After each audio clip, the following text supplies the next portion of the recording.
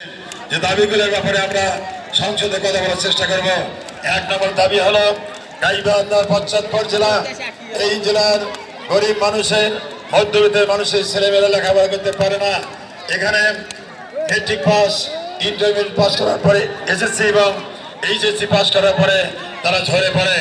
আমরা দাবি জানাবো সরকারের কাছে, যদি এখানে একটা কৃষি বিষয়ে হাসপাতাল করা যায় এ ব্যাপারে আমি চেষ্টা করব।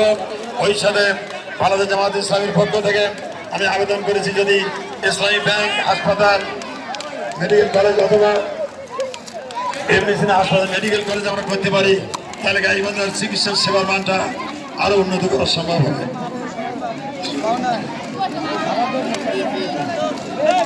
সম্মানিত ভাইরা,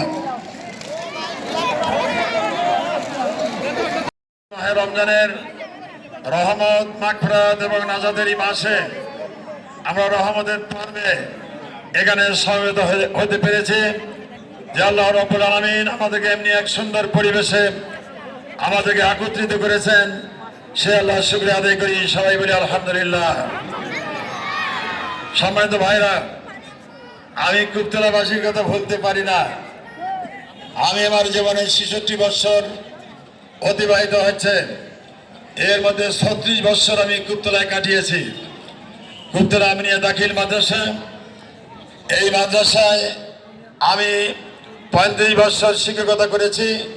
সেই সুবাদে কুপ্তলাবাসীর সাথে আমার সম্পর্ক আত্মার সম্পর্ক, কুপ্তলা মাটি এবং মানুষের সাথে আমার আত্মার সম্পর্ক।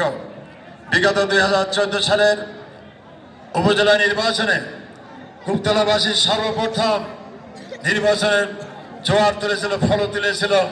সেই ফল জোয়ার গোটা সদর উপজেলায়